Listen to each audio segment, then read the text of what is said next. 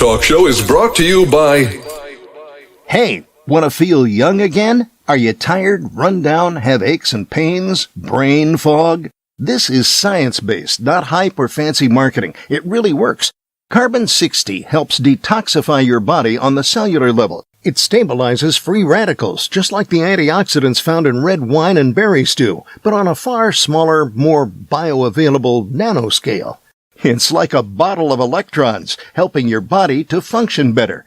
You can also apply it on your skin, topically, over muscles, joints, or organs. Most people feel results within minutes.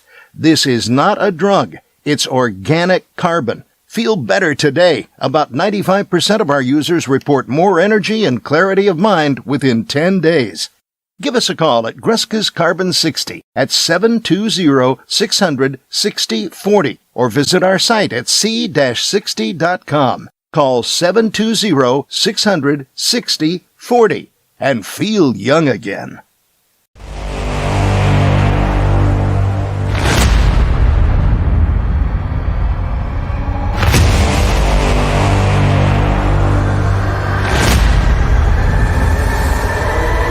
Welcome back to the iHealth channel, iHealth Radio, with your host, Hurricane H. New day, new show, awesome topic, a topic of life, topic of, just how to cope with things and potentially get better. And we all can use some of that. And it's not enough discussion. And no matter how many times we listen to this topic, we can just use more of it because it keeps us in check. And every story comes in with some more validity to us and hopefully get us into the right direction. No matter what we're going through in life, I think it's always an important piece to recheck sometimes.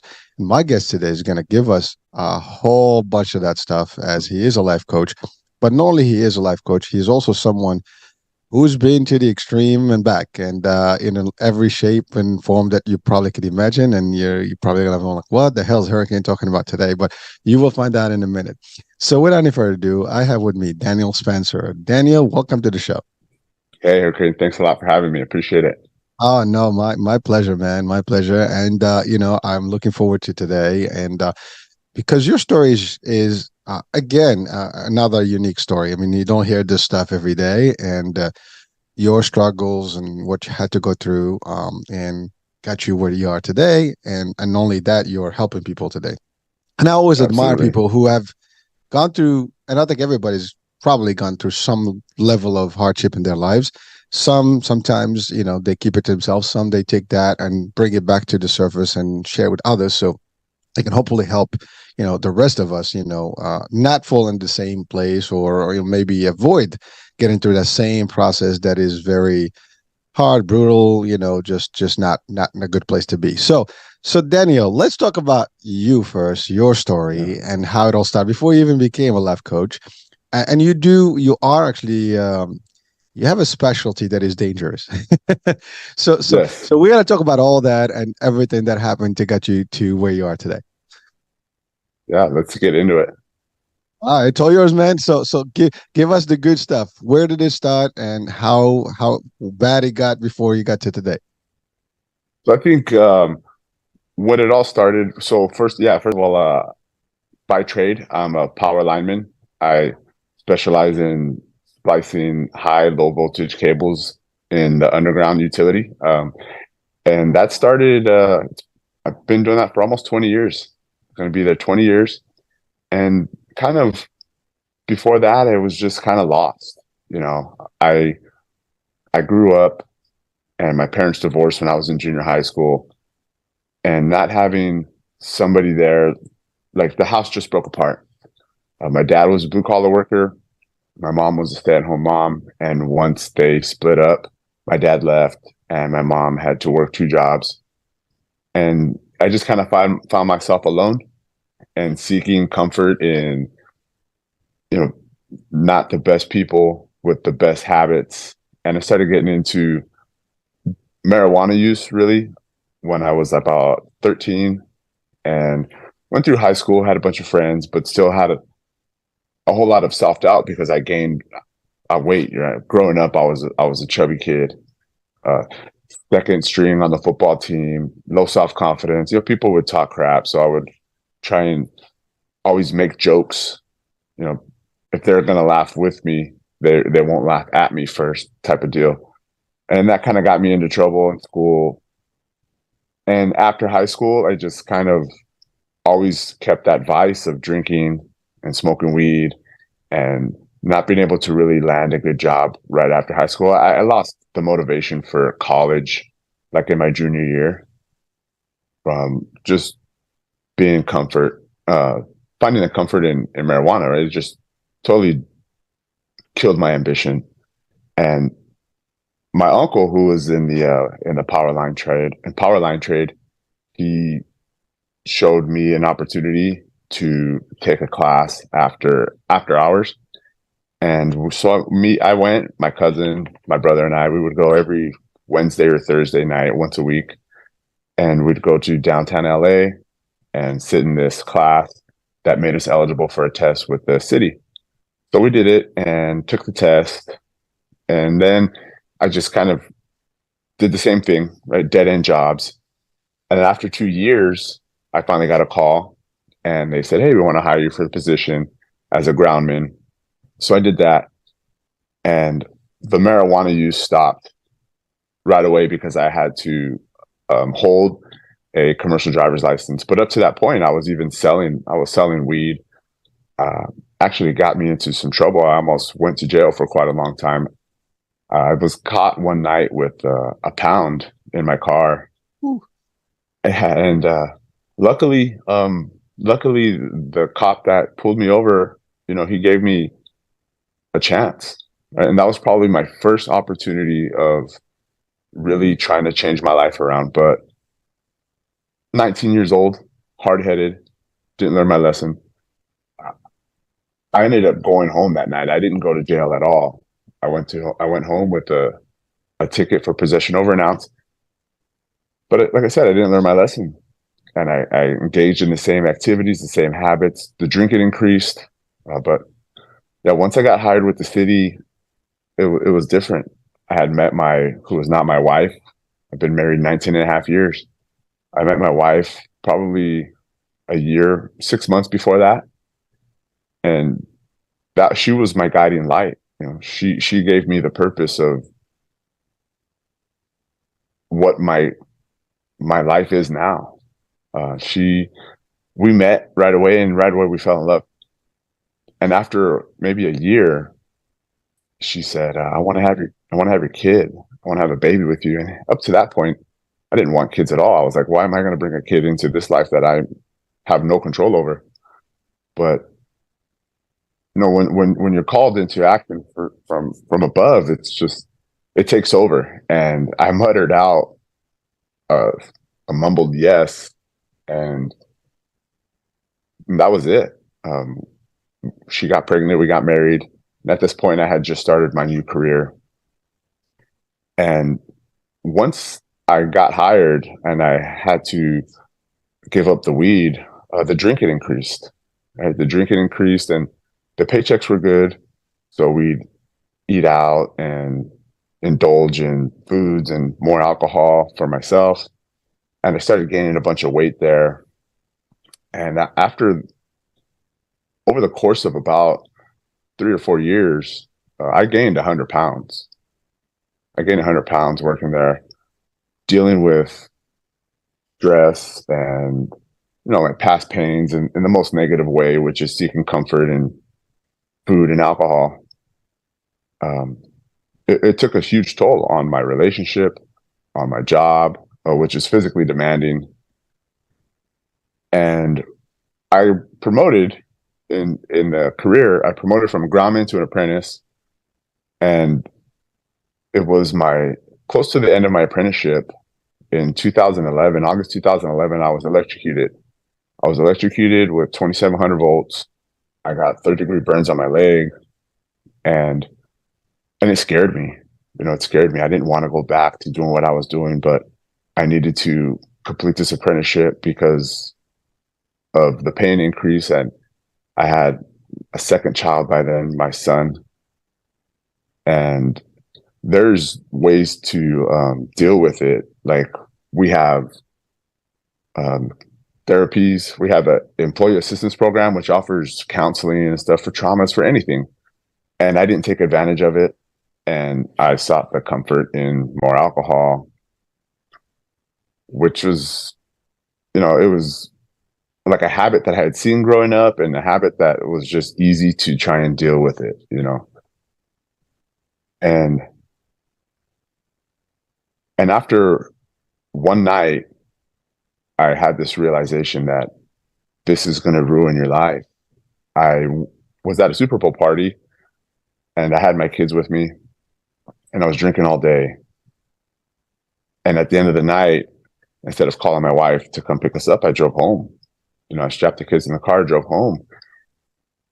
And I was sitting there in front of my house with another drink. And it just hit me, like, man, what are you doing? My wife didn't work at the time. She was a stay-at-home mom. You have a good career. You have a beautiful, healthy family.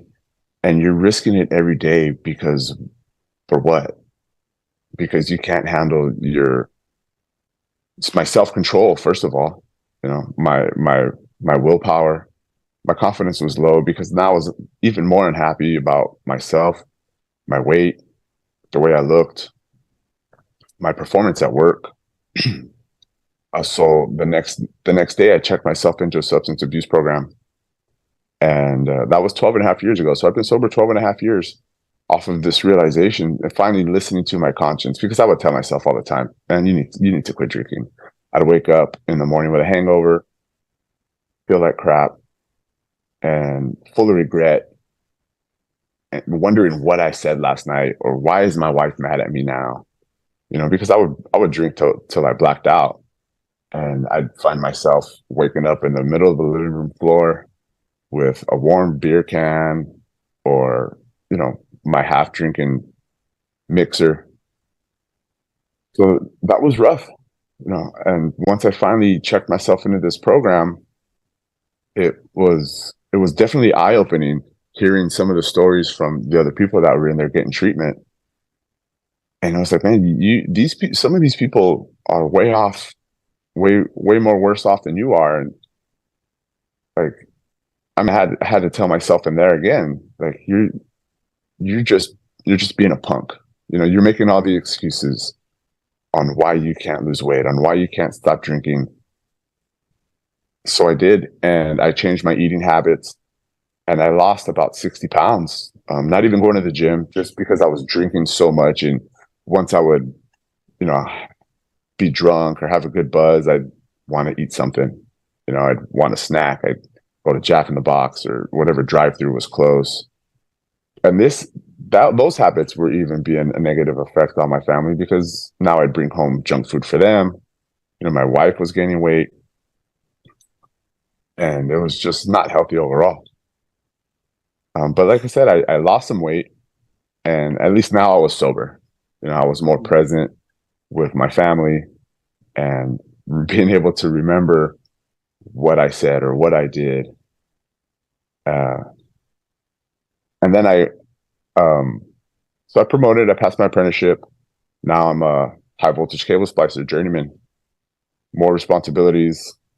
And I mean, work was good. Paychecks were steady, but still I had this huge lack of confidence because of my weight. Like I said, after I lost 60 pounds, I kind of gained some back because I was doing like a fad diet where I would starve myself through the day. Then I'd come home and gorge on all the food. So I ended up gaining some weight back. And I was about 265 pounds for a few years. And when my wife and I were going to have our 15-year wedding anniversary, we had planned a really big party, because when we first got married, we just eloped. There was nobody there. There's a few people there, but it was not what we had really envisioned. But we were in love, we just wanted to get married and be together. And so when we had our 15-year wedding anniversary, she says, look, if we're going to have this big old party, we both should look good. We should look good for our pictures. We should look good for our families. So we joined a weight loss boot camp, and I lost quite a bit of weight there. I lost about 80 pounds. I went from 260 to 185 pounds. And she lost a significant amount of weight. And the confidence was great. Looking better, you feel better. She same thing for her. And what I learned from there was, meal preparations, how to put together workouts. But what I really gained was the discipline. The discipline and the consistency. Because I would get up in the morning. I would get up at 3:15, 3 in the morning, go to the first gym session, which was at 4 o'clock, and then I'd go to work. I'd still work 9 hours, 12 hours, and meal prep and come home and do it all over again. It was a way, I mean, it was more exhausting sometimes, but the results from these habits that I had now put into my life it was a huge benefit.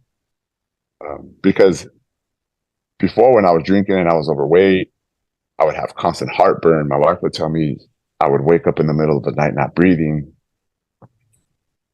And with a commercial license, you have to do a physical checkup every 2 years. And, the doctors were telling me, we're going to pull your license. You're too overweight. You're telling us you're waking up in the middle of the night. That's sleep apnea. But I would never go to the doctors and officially get anything said, yeah, you need a CPAP machine, or I would never get blood work. I would avoid the doctors because I knew that they were going to tell me all the bad news because of my health habits. So once my wife finally got us to that boot camp and we lost the weight, it was just a new way of life. It was a new way of life. That was my new addiction, really, was the workouts, the feeling, honestly, the feeling that you get once you think, man, I can't do it. I'm too tired. I'm too sore. But then you get up and you push yourself and you get through that workout and you have that sense of pride, a sense of accomplishment, right? It builds your confidence and you feel like nothing can bring you down. Working out early in the morning, you get the hardest part of your day done. You're not thinking about it the rest of the day, like trying to find a reason to talk yourself out of it. I'm too tired after work, or I have to go do this or run errands. Get up early, knock it out. And I still do that to this day, for that fact, and the fact that when I come home after work, my family needs me. My wife she's still a stay-at-home mom. Very blessed, very lucky that she doesn't have to work, and she puts in more work than I do sometimes. Every day. Honestly, I tell her that. There was been times where she would be sick. Or like recently, she went on vacation to her friend's house for a week, and I had to stay home and drive the kids here and there and cook dinners and shopping and cleaning and laundry. Man, it's exhausting. And I give her the utmost respect and adoration every day. I try to tell her, baby, you're killing it. You're doing an awesome job. And so just over 2 years ago, I was in another work accident, and that's kind of where everything just turned. I was already on my health journey. I was building a good amount of muscle, and I was still at the gym that I had started with. I had been going there for, this is probably 3 years, going on 3 years, and I got in a work accident. And I didn't listen to my conscience again. I let my ego get in the way of what my conscience was telling me was right. We didn't follow certain work procedures, and the communication between my partner and I was non-existent. Total communication breakdown. And we ended up, it's called a cross phase, when you get two different power lines. So there's three of them.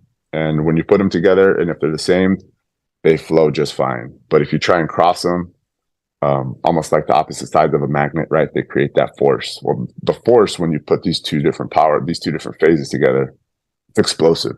It just blows up. And that's what we did.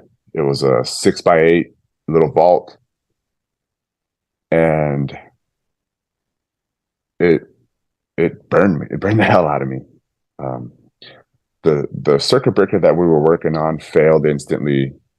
So when the circuit was supposed to shut off within a fraction of a second, it didn't. It kept burning for 2 full seconds, which doesn't seem like a long time, but when the temperatures are reaching over 4,000 degrees and it's just melting porcelain and liquefying copper, it seems like a lifetime. In those 2 seconds, I was having these conversations in my head, asking myself questions like, why aren't you dropping down? Because I was standing up and it was about a foot from my face. And then I was thinking, like, why is this circuit not shutting off? And then I got to a certain point, in these very long 2 seconds. And I said, man, if this doesn't shut off soon, you're going to die down here.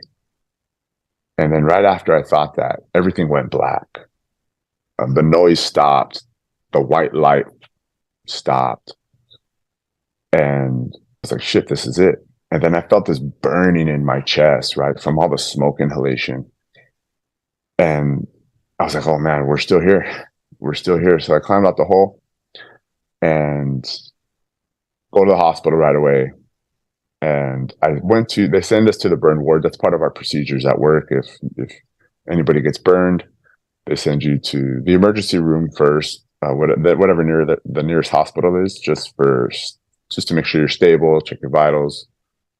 And then they sent us to the burn ward, and I went to the burn ward, and I showed up there, and the doctor says, okay, well, we're going to schedule you for some surgeries. We don't know how many, at least 2. And we don't know how long you're going to be here yet. But it ended up being, I was there for 10 days. I had 2 skin graft surgeries. I had 3rd-degree burns on my face. Basically all just here and a little bit of my neck. I had a full beard. I had long hair, and it just burned the whole beard away. The only thing that didn't get burned was right where my eyes are, because of my safety glasses. So that was sitting in the hospital room for 10 days was something on the mental, right? On my mental health, because I didn't have the support there of my wife full time because of COVID. This was February 27th, 2021. And the visiting hours were restricted because of COVID. And it was only limited to one person. And there was no way my wife was going to give that up every single day. She gave up 2 days of her visiting, one for my mom and one for my dad. But she wouldn't be able to show up until after 3 p.m. So the whole day is just me and my self-thought, my thoughts, my regret, my self-doubt, because I always thought I was a really safe worker. And here I am in the burn ward at the same hospital again. It just hit me as 10 years later, 2011 and 2021. It was 10 years later. And I'm like, man, why didn't you learn your lesson? Because when I first got into the first work accident, they were laying out the job. And the way that they were going to make this connection, I was thinking that's really, there's another better option, but that was my subconscious. But in my head, and the front of my brain was like, they're not going to listen to you. You're just an apprentice. And that's what I was most mad about, was because I didn't speak up. Right? I didn't speak up on what I felt was right. And I struggled with that my whole life, having low level of self-confidence growing up as a teenager. I was just like, nobody's going to listen to you, or whatever it was. I think it was just a lack of confidence. And here I am again, 10 years later, with those same self-doubt. And I posted some of the photos onto my Instagram page. My Instagram is reps and double time. And I've had that for quite a while. I started that before my accident, just to show um, some workouts and to highlight the power line trade from the underground, because there's lots of pages out there that highlight, guys working on power poles and stuff like that, but not really much that focus on the underground work, which was my expertise. So I posted some photos on there, and it got reposted by one of the bigger Instagram pages in the trade. And right away, I started getting all these messages, hope you feel better. People were asking questions about what voltage we were working on, how many layers of FR clothing we had on, what other types of PPE we had on, because we were wearing safety glasses, starting with that, face shield with the hard hat, 2 layers of arc rated clothing, which is supposed to help you in the case of arc flash, rubber gloves. So I was getting all these questions, and I answered every single one of them. Every single comment I would answer. And then I made a phone call to one of the other brothers that was there last night, and I kind of asked him, like, "Hey man, how's everybody doing?" He goes, it's pretty somber. Everybody's glad you guys are alive, first of all, but it just kind of sheds a whole new light on how quickly things can go bad. And he goes, "Man, because everybody always asks, like, Danny, like, Spencer got burned."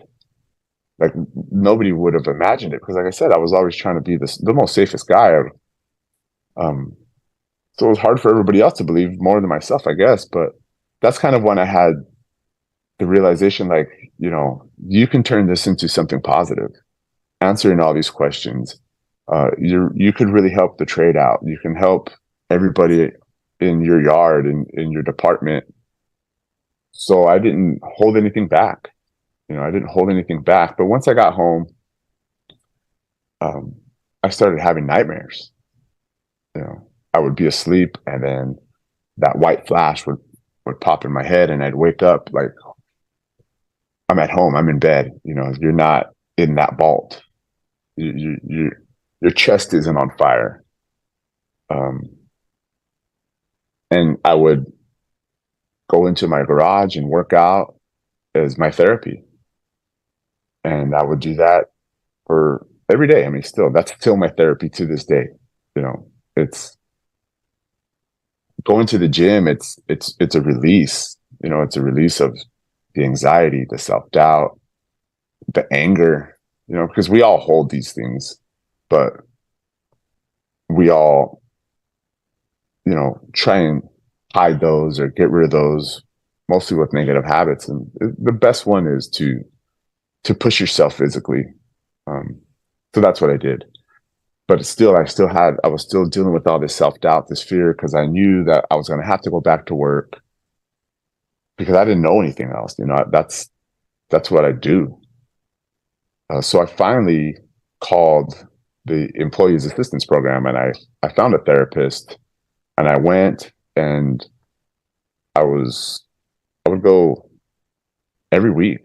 When I first started going, I was going weekly, and they were helping me get over the fears, right? Focus on the positive, giving me tools to try and bring my anxiety levels down. If I was at work, try these tools out, and it helped. But what it helped more was with being open and honest. It helped me not be fearful of speaking up and using my voice, which I was already starting to do a little bit with my Instagram page, but verbally, in closer proximity to people, with my wife, especially. I mean, when I was drinking and it would cause problems, she would always bring, Daniel, this is what's going on, and this is how I feel about it. And I would just shut down, right? That was like my defense mechanism, was just shut down, don't say anything, avoid the conflict, right? But the more you avoid the conflict, the bigger it's going to get, right? Conflict avoided, conflict multiplied. And now, after these sessions, I was more open, I was more honest, and it was kind of like she didn't expect any of it. She was so used to me and the old habits that I was I would shut down. I wouldn't engage in conversations, and our relationship it got way better. You know, it got way better. And then after the gym, or I mean, from the continuous gym, during my accident, I got even more muscle definition, and because I I knew that that's what I needed. You know, I needed to continue on with my process, my daily process. And people were like, dude, you didn't go back to drinking, did you? Because of the accident and this and that. And I already knew that was off the table. That was not even in my equation. So people were asking me like, Daniel, what are you doing? You know, like because when I first started going to the gym, I lost weight, but I was like skinny. You know, people were asking me if I was sick. And I don't know, it's just, you know, daily implementation of meal prepping, tracking my food, and working out. But now it was different because I was lifting more and I was eating more, and I got a decent amount of muscle. And people were asking me, "What are you doing?" And that's kind of when it hit me, like, man, you can really help a bunch of people out. You know, people that are having these same problems that you had went through with alcoholism, with depression, low level of self-confidence, body transformation. But I didn't know how to train anybody. I didn't know how to coach. So I found a coach. You know, I found another life coach, and he had showed me his process. You know, I invested in myself for the first time in my life. You know, I never really joined or bought into a program that was going to work on any sort of self-development for myself. And here I was. I paid this coach, and at first I wasn't getting any clients. You know, and people were like, "Dude, what are you doing? Like, you're wasting your money." But still, he was telling me how to post on Instagram, what to post, and I was getting a lot more followers, and I was getting a lot more messages. People telling me, "You're an inspiration. Thank you for sharing your story. Thank you for being open, for being honest." And I told one person, one family member, I said, "You know what? Even if I don't make $1 back," I said, "the feeling that I'm getting from helping these people out, it's filling my heart, you know." And that's what it's all about, right? So I was being paid that way, and to me, it was like, this is karma giving back to you, because I would always treat people like crap, you know, growing up, because I wasn't happy about myself. I wasn't happy that, you know, my parents split up. I wasn't happy about the way I was treating myself. So I would try and bring other people down to my level instead of trying to elevate myself up to theirs. Right. And I elevated my life, you know, and I started getting more clients, and I started helping people lose weight and overcome anxiety and self-doubt and low levels of confidence.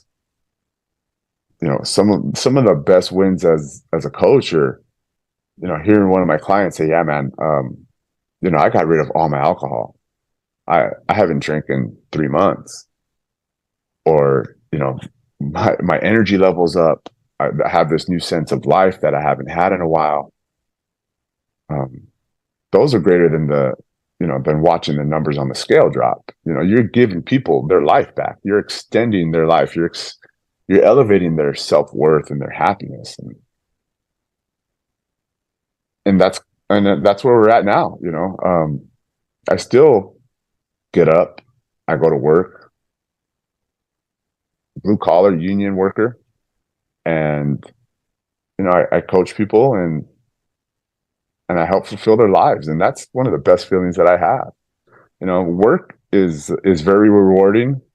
You know, we have power outages, and we get called out to the job, and we have to troubleshoot it and put things together. And, you know, you close the switch in, and you can hear the whole neighborhood cheering and yelling, and, you know, yeah, man, we did it. You know, that's one of the most rewarding jobs for my trade. But then getting messages from people and saying, "Hey, man, dude, I don't drink anymore. You know, I've lost 15 pounds." People that aren't even my clients. they're just following me. They mimic my process. Because I'll get on my Instagram page and I show my get up time. I post a workout every day. I post what I eat, at least one meal a day with the macros on there. And, I try and get on there and say some motivational stuff, whatever I'm feeling, so it's all from the heart. And, I don't hardly get any hate, but there's haters, every now and then I'll get somebody, this guy thinks he's this or he's that. And I'm like, you know what, man, if it's not for you, then you can always unfollow. Right? But, I've got, yeah. So, I mean, it's been great. There was a time when I was at work, when I got back to work, I was going around with the safety section once they had finalized the investigation for my accident. And I was going to all the safety meetings. They would have my presentation, slideshow with photos, what went wrong. And then I would get up and speak. And I would go over that night. I would talk about where my frame of mind was, what I know I did wrong, and what helped me afterwards, right? Because in my trade, it's very macho, right? Lots of egos. And to hear somebody get up there and first of all admit, take that accountability. Yeah, I did this. This was my fault. And that's exactly what I did. I took full accountability for what happened to myself and to my partner. He got third-degree burns also. And after every meeting, I would get at least 2 people come up to me and say, hey, man, I appreciate it. I appreciate the bravery. Appreciate the honesty. You really got me thinking about the way I do my job. And that's what I give, that's what I give on my Instagram, because we need more of that. We need more. Hey man, this is what I did. This is what I used to do. This is how it made me feel. This is what I did to change it. And this is how I feel now. And I know you guys feel like that because I see it. I've lived it. But all you have to do is just have that little shift of, a little bit more confidence. Go out there and give it a shot. You might be scared at first because you're afraid of failure. And with that failure might come a sense of humiliation. But if you don't take that shot, you're missing a whole nother level of what you have inside.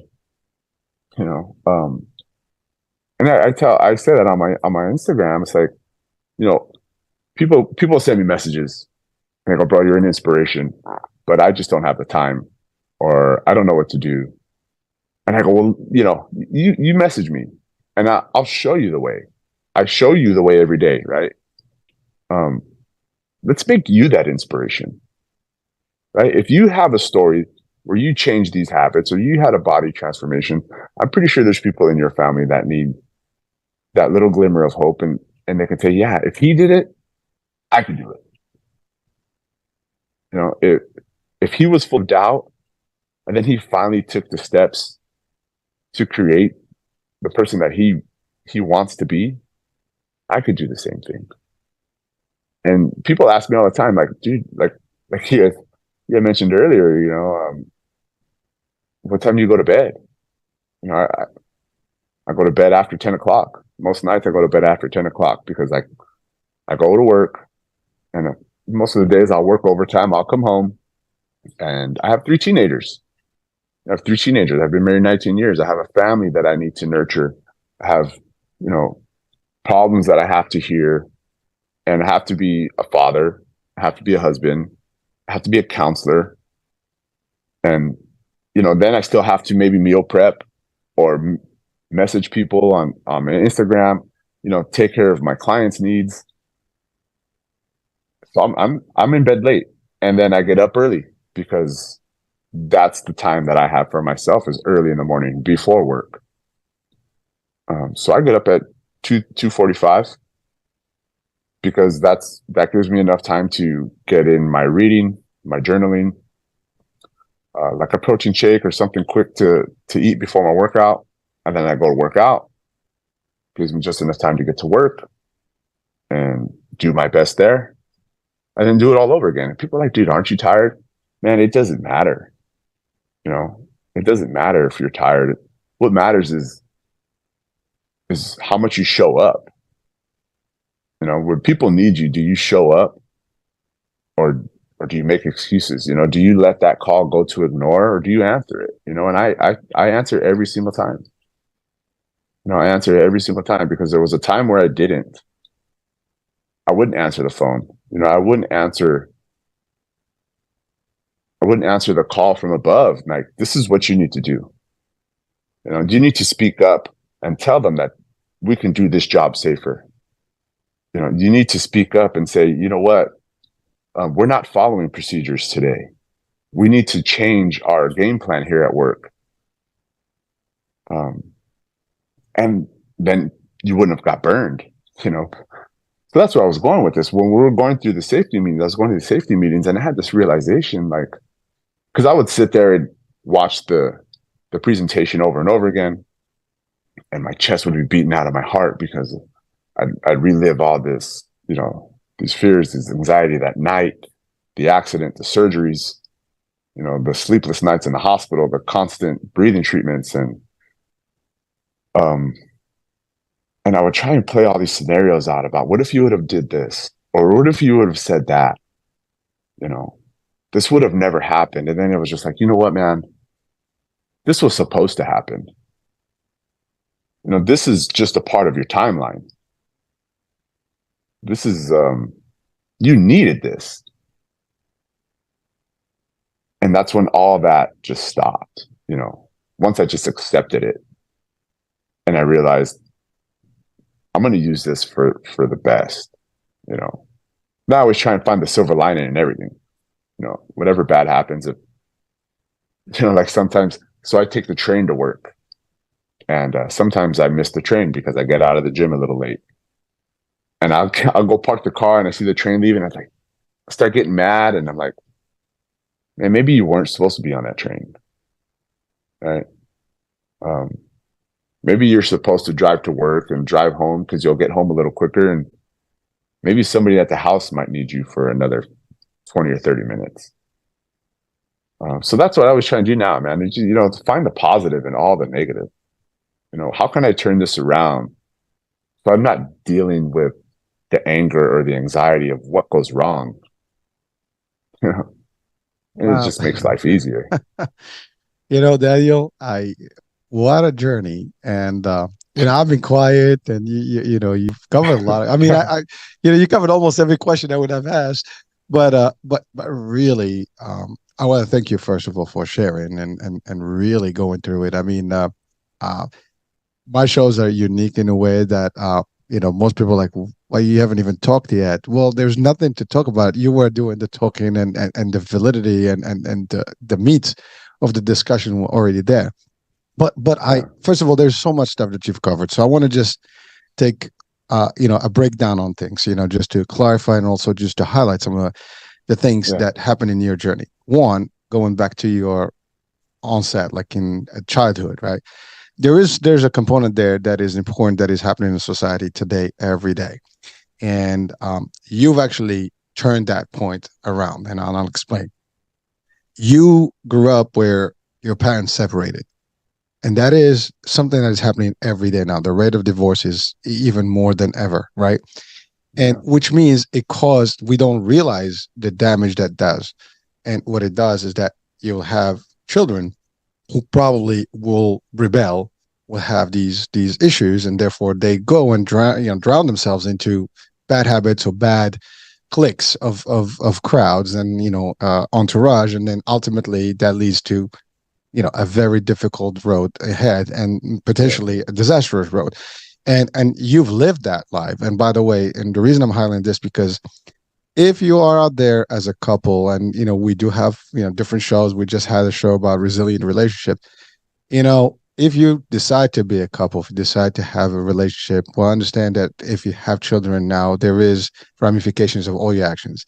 And by the way, I congratulate you because as you found your mate and your wife, which by the way you commended, very well during this stuff, so she'll be happy.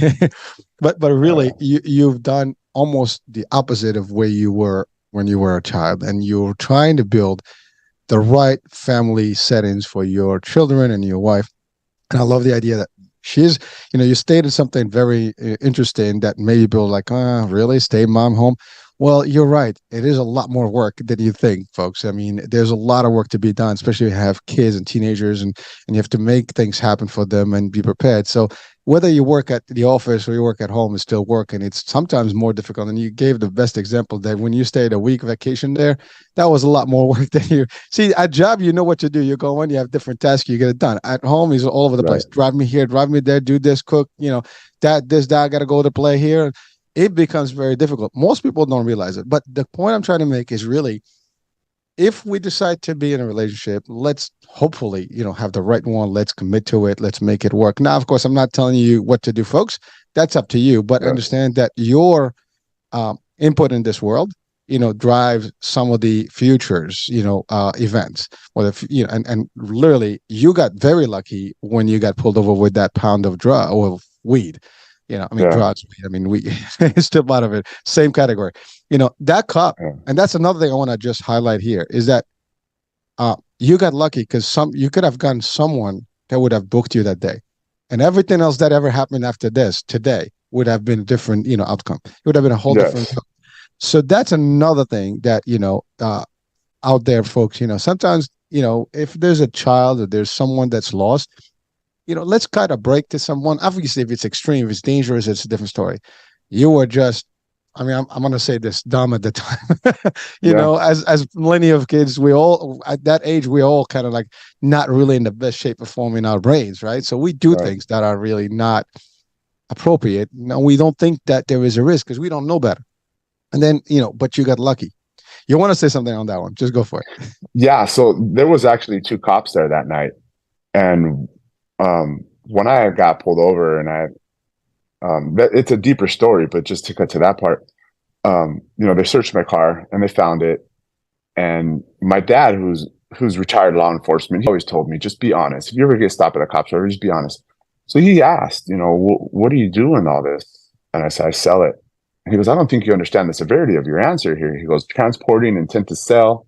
He goes, that's a lot of jail time. Or do you just buy a bunch of weed because you don't want a nickel and dime and smoke your friend, or you party with friends? I go, that's exactly what it is.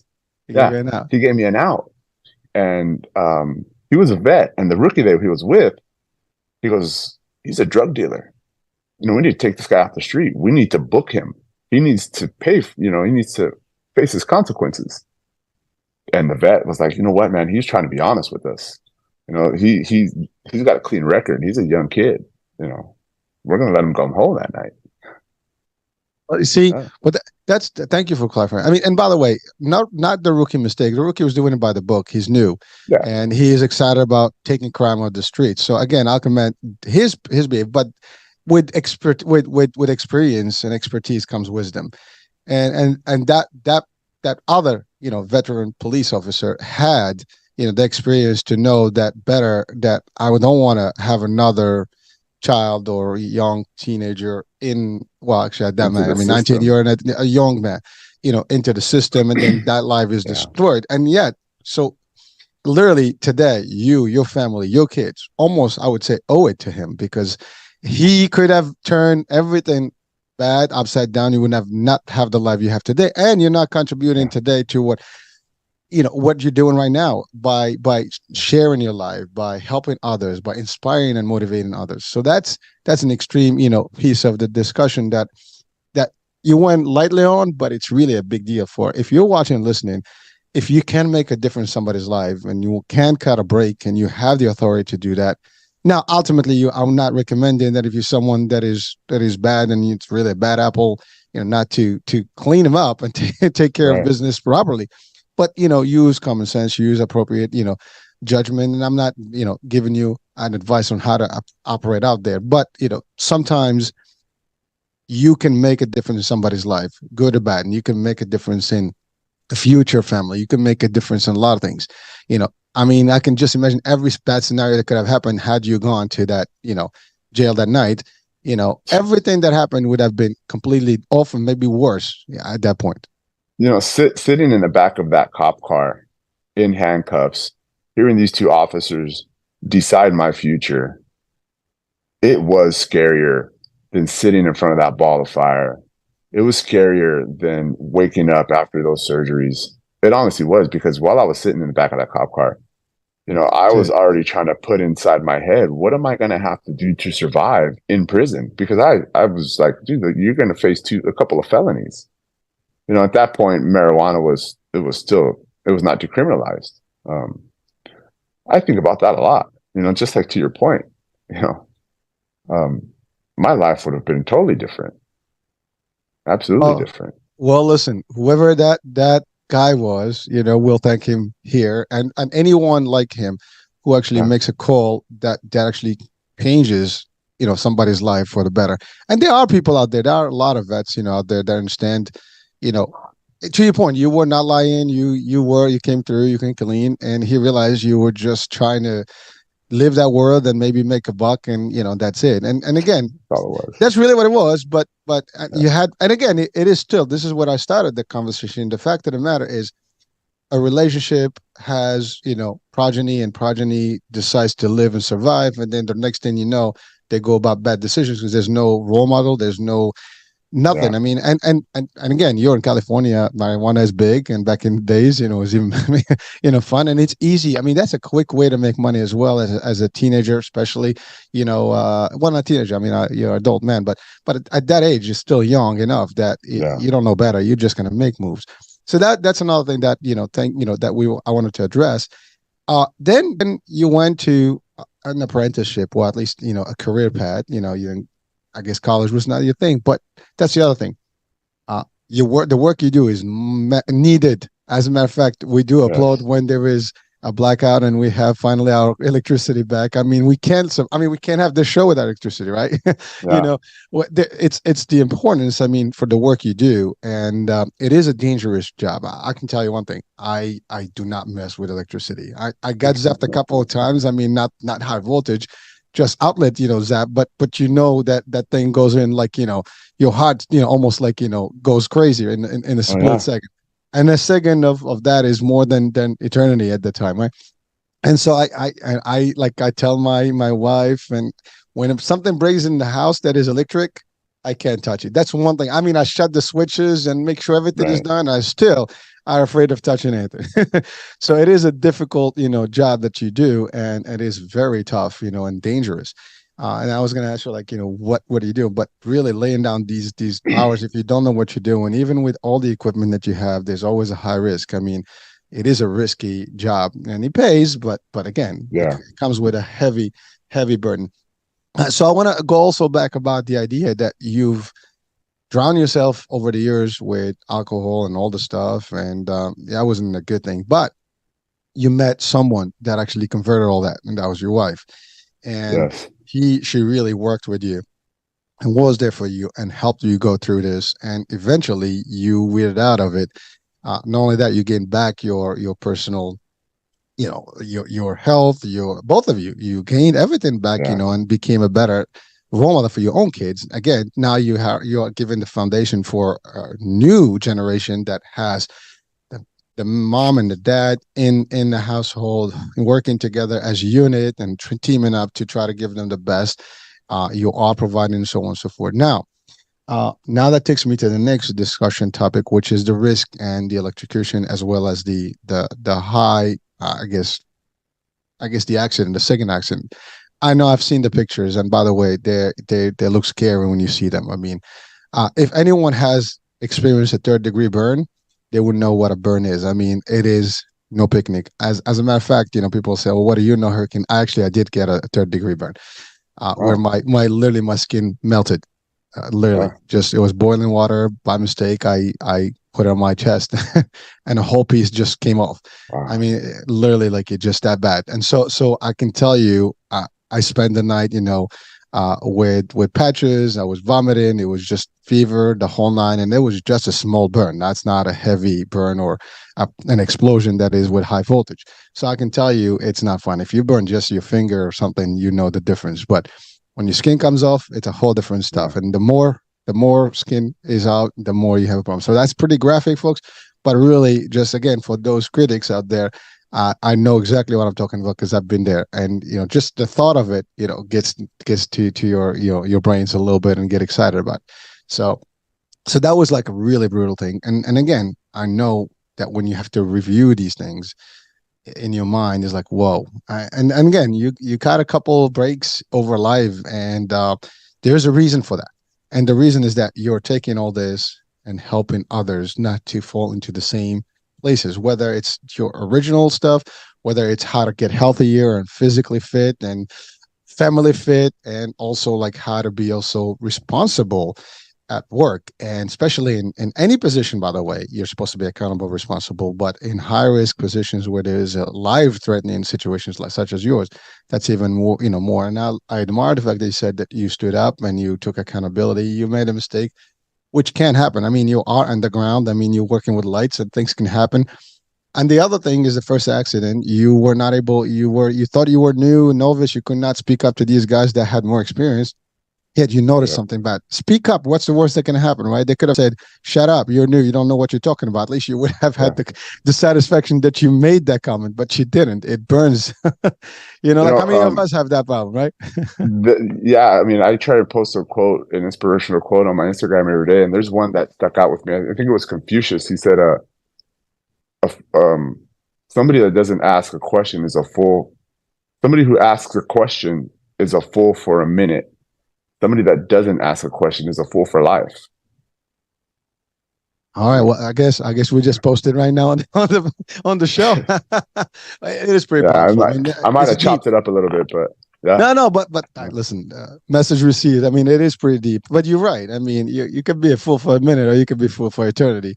You can. I mean, it's a powerful thing. Like, you got to speak up when you can, and because by speaking up, sometimes you make a difference. You can help someone not fall into that mistake. And, you don't want to wait until it's too late, because it's too late. I mean, sometimes there is no coming back. I mean, you're lucky you were able to get, your life back, and, a couple of surgeries. And by the way, surgery is not picnic, 10 days in the hospital. And again, I'm sure you had all the different questions. Am I going to come out with this? How's it going to be? What's the outcome? Am I going to lose my features? I'm sure that all these things, I mean, especially when you have a burn to your face, I mean, that is, looking at the picture, it's you would think that's and by the way, you look good, so what they did a great job. because that picture actually would if you saw it for the first time, you'd be like, oh, this person is completely toast. I mean, it's no pun intended, but you know what I mean, it's gonna be I gotta have some fun there, right? but really think about it, folks, right? It is a difficult place to be, and so it is, and every single thing that you've experienced, besides the physical aspect of it, there is a mental piece of it. And I still believe that the mental hardship is harder than the physical hardship any given day. Because you can surmount, you can fix your physical stuff, but your mental state probably gets a lot more, difficult burden. And it is also sometimes harder to actually get back from, and therapy and stuff. That's the other thing that you took. You took the route of, like, eventually, let me grab the ego and dump it on the dumpster, and let me go and get some of that out of my chest, which is, again, it helped, because now you're back to where you were able to actually get back to your, by the way, I have to get to admire your spouse, because she's endured with you, and she was patient with you. I'm sure it was not picnic, but she did. And She's the best. There you go. Let's see what she deserves all the kudos here in this show. And you know what? Just tell her, yeah, Hurricane said that. but she deserves it anyways. You tell her enough and that, and it's public. So yeah, that's a good thing. I mean, just imagine, right? But really, that's the other thing. Like, you're supposed to stand with each other no matter what, and things can get ugly. And some people leave and just turn their back, and some people stand by you all the time. And that's an important piece of your healing process. That's an important, piece for you to be better. And when you see that, people are not bailing on you, you tend to want to do more.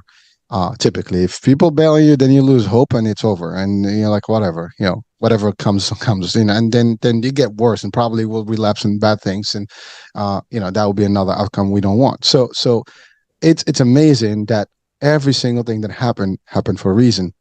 And then now you took it where you're on the road talking about this. You went, by the way, you said you invested in your own self to get, a life coach to teach you, how to get better and transform. And now you are making the transformation. As a matter of fact, listening to this show, I was listening to you for about 35 or 40 minutes. I forgot. It was a long, piece, but really I can see the transformation from your picture, from your description of your life, a journey, right? From how you were to where you are today. And that in itself, you don't have to say anything to anyone, just listening to that, I can literally take a lot of that stuff and hopefully want to change my life if that I needed to change. In fact, it is. I mean, I'm telling you how it felt to me, at least. And so now you take that in with your inspiration, where you're showing how you do it, with your activities, with your determination and willingness to actually move people and change them and inspire them and give them something, And you said something that's very important, like the satisfaction you had when you started doing this. It wasn't financial, but it's beyond that, because the financial will come eventually, and you'll find people that are willing to invest just like you did. But really, you're still helping people. And if that's your mission, that's beyond all the money. And mission is first, and then the money comes in to support the mission, which, by the way, we're not against that. Actually, you run a business, there's nothing wrong. Luckily, you still have your daytime, so that's good too. So, but the idea is that you're doing something because you're giving back. And I love what you said about, now you have a different mindset, in your approach. Positivity is your piece. You go to a train, the train is gone. Well, I was not meant to be on that train. I'm just going to find the best way. And that's, again, looking at all the stuff, the positivity versus negativity. Like, what is the outcome? You find a justification of every single event and justify it to the positive, meaning that you don't think the worst case scenario. You just think like, well, I'm going to make the best out of this situation no matter what. And that's a different, higher level of thinking and processing information and living. I mean, if you can, I actually believe in that. I'm making the joke. I've made this joke many times on the shows. Is like, even that, has positivity to it, and most of us are afraid of it. We're gonna go in a different world, and hopefully we'll be in a better place. I'm just saying that the idea is that you have to think about all the positive in every single scenario to continue living better lives. The minute you start looking at the worst case scenario, the more you're going to have all the depression and anxiety and all the bad stuff, the stress, and all these things are going to affect your brain, your health, everything else, your family, and society as a whole. So we have the power to change things. You talked about excuses such as time. Oh, I don't have time. And yeah, before we got the show, we were having a discussion of like, because you and I, we were talking about like 6 a.m., show, literally. And by the way, for people that thinking it is early enough, for our guest today, because that's the thing. Like, you're on a Sunday early on. I mean, that's like, dedication. And that's the thing. We always say we don't have time. We do have the time. We just how to manage our time. And yes, we have more hours during the day. I get that question like, how do you do all the things to do? Well, I break it down. There's the 7 days a week. There's 24 hours. I get my sleep too. I get all the stuff, but you gotta find a way to do this. And yes, it's all good. And there is a point where you eventually gonna rest better. So, but the idea is that you have to live up to it. And if it fulfills you, then that's all that matters. And I think you live a fully fulfilled life right now, and you are a voice, and you are not only helping your colleagues, you're also helping people in general in life. I mean, your story is everybody's, story. Every one of us had a similar, piece of this, maybe not one part of it or the other, but we all have things in our lives that are like bumpy sometimes, whether at a youth, at a younger age or even at an old age. We all have, whether it's financial, life, family, relationships, we have some sort of a dilemma. And it's how we cope. Even internal, Internal sometimes with you. Yeah. I mean, it is, listen, you've covered, I mean, almost every single thing that anyone would want to hear about. So now, but I do want to ask one question, and this is a technical question. What would you tell people about safety with electricity? Because that is, like you said something about why didn't you drop? Now, I've heard this before if you're caught into some sort of electrical stuff, you got to drop your center. Is that a technical, process? Sometimes you can't, with low voltage, like voltages in the house, your muscles will just seize up. Oh, And you ended up like you can just end up just holding on. Um, call a professional. okay. Call I somebody love that's it. licensed. Call somebody that's trained. There you go. Don't So don't watch the YouTube don't risk videos and it. think you can handle it. No, Don't risk it. no. I'll tell you, I was a kid and I remember this like yesterday. And, people may say like, well, this dude is always coming up with these third party stories. And by the way, these are real stories. And that's the thing. You don't know how much you've experienced in life until you really start talking about it. And, Yeah, I have witnessed, somebody that died, through electricity. I didn't see him die, but I heard him scream. And then he was literally, it was my neighbor. We heard the scream, and he got electrocuted when he was taking a shower or something. And he was dead, literally. I mean, and I remember I was a kid and I saw him the same morning, and then at night they were taking him out in the stretcher, wow. dead. So I can tell you, I've seen that, again, and I've shared two different stories about things that I've seen in my life, and everybody's seen a lot of different things in their life. We just don't put them one on one together. But sometimes it is so electricity. It is not a picnic. It's not easy. Uh, electricity, water. I mean, all these things are dangerous when you don't know Yeah, how to mess with them. Don't mess with. Don't right. get involved. Get the experts, right? And I Yeah, love it. Thanks. So that's exact. But listen, this is what you do. You know it. And even you as an expert, you can still make a mistake and it could be very, pricely, right? So, absolutely. so imagine someone who doesn't and thinks like, oh, I'm going to be tough. I'm going to man up to this and make it work. Right, Don't. right. And, it's for your own safety and, that's it. So thank you for that. So I needed to ask that question because I've always wondered about like how you guys handle all that high power stuff. I mean, is it Yeah, even, and the way it sounds is like this stuff is live. It's not even like, yeah, you're actually operating in a live environment. It's not like, you shut down the circuit and stuff because yeah. that's like the most crazy stuff because, like you think that you shut up a grid and or a portion of it, a block or two, and you do your whip business. But it seems Right. like, you are always operating in live mode, which is very difficult. Yeah. A lot of times we are, especially up on the poles a whole lot. We work it live. We just wear rubber gloves. We cover everything with, protective blankets and we get in it. And that's why it's such a badass job. Hey, listen. Well, I want to commend everyone that does the work that you do because I mean, without you guys, we nothing. Literally, I mean, think about it. We live in a society that is attached to power and electricity, and so Yeah. everything that we run right now, we're running through electricity. If we don't have, I mean, we're going back to the I guess the old age of candles and Yeah. and and even those, I mean, you can still get a risk of fire. So there's always a risk, but it's amazing that we cannot live without the work that you do, and so thank you for doing that. And then Appreciate you it. put in your, I mean, again, you, the fire department folks, the law enforcement. I mean, Yeah. army, everybody that's out there that is putting their life at risk, so we can have a piece of life and enjoy it. And sometimes we take it for granted. I mean, you're Yeah. not the only accident that happened. I'm sure there's plenty, and people lose their lives just like we hear about it in the news sometimes. And until you actually experience it close by, you don't know how to really thank those folks. So say thank you. I mean, for the work that people Yeah. are doing around you. I appreciate. Appreciate it. Yeah. So Yeah. so You yeah. yeah, go ahead. No, please go ahead. You were gonna it seemed like you were gonna touch on that earlier, but not college isn't for everybody, Oh yeah, and it yeah, yeah. wasn't for me. And having the skills of learning these trades is a very, very great way for people that don't know what to do. If the college isn't for you, seek a trade out, because once you gain a skill, you can go work anywhere because everybody's going to need these skills, Oh, these trades. I want to say something, to that effect. And maybe some people will say, Hurricane, you don't know what you're talking about. But let me say this. What is a skill? Going to college just teach you a different set of skills. You Yeah. learn a different set of skills. It's just a different way. You went to Yeah. school, you went to an apprenticeship. That's as many hours and years to put in to actually become good at what you do. And I know that's you have to put thousands of hours in it, like in electricity and plumbing takes to even get a license. You can even get a licensed plumber or electricians these days without putting a lot of it takes a lot of skills to do that and time.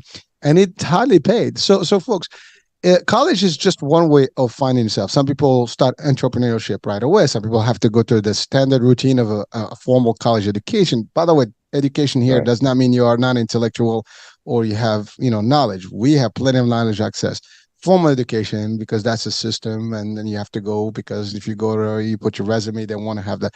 But if you have a trade skill like yours, and then you go into a union concept, and now you're in demand. I mean, In demand. if people don't realize how much it costs to have an electrician, try to have a problem in your home, and you'll figure out how easy, how Yeah. expensive that's going to be to actually just discover that it is not cheap. But you're right. So, and thank you for bringing that, because I kind of wanted to bring that point, and I skipped it for a minute. But really, it is, again, I am not. I am for education, but I'm also for anything that suits you. Meaning that Yeah. if your vocation, if your what you want is not really just to get to that, but you have the ability to do skills with your hands, and you have the ability. That's also passion and things that attach to it, and you like that. Fine. I mean, and we do need everybody in this world. We don't need just doctors and lawyers and stuff, because who's going to fix our cars? Who's going to put our electricity Yeah. in the grid? Who's going to do all the different things? I mean, we have people that are actually doing different things, and jobs that are all mandatory needed. When you have a tire problem, you don't go to a doctor, right? You got to go somewhere that's going to be able Right. to fix it if you can fix it, right? And I'm just a simple example, but that's the thing. Like, you got a clogged, shower or something, you might try to dabble with it, but sometimes you got to get an expert to do that. And that's the thing. Like, these are not things that, you might go to school. I know people who go to college and still do the trades because they feel better in the trade Yeah. world.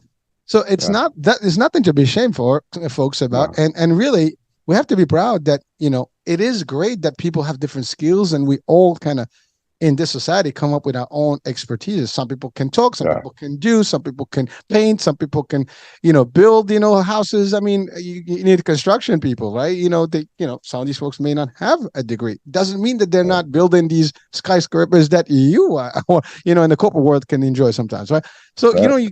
when you think about it, we all need each other, and we don't need to judge anybody for what they do. We have to respect everybody's, skills, and thank them for it. And I think that's a beautiful thing. I mean, Yeah. to each his own. You have the ability to go one way, and that's where you find yourself. Go for it.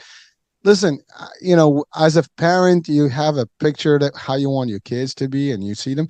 But at the end of the day, even that, when your kids decide on what they want, they're probably going to do a better thing than you can think about. Because if you force them in the wrong alley or wrong place, they're just not going to thrive. But if they do Or if the you show passion, them, right? If you show them with your habits, like your habits are their habits, whatever you do, yeah, they're gonna yeah. pick up. Well, again, Yeah. that's one way, but sometimes Dad, I don't want to be like you. I want to do my own thing. Yeah. And you hear a lot of that, right? But Yeah, I'm talking sometimes about the negative habits. But oh, yeah, absolutely. Well, that could be just as bad. Well, Right. what I noticed, on the contrary, sometimes people resist. If I see my dad in a bad place, sometimes I feel like I want to be the opposite, because I don't want to experience that. And you have that also. There's that school of There's mentality. There's two ways of learning, two ways right? of learning. Yeah, some people are rejecting that behavior. Some people, they're just like, that's all I know, and then they like Yeah. that concept. So, but at the end of the day, from a vocation, from a skillful stuff, I would say that when your kids pick whatever they prefer, they'll probably thrive better. Not what you Yeah. select from them. I mean, Right. because everybody, like, when you're a parent, you want them to have this career path, this, that, but you're forcing them into a road that they may not be happy about, and eventually they're not going to be.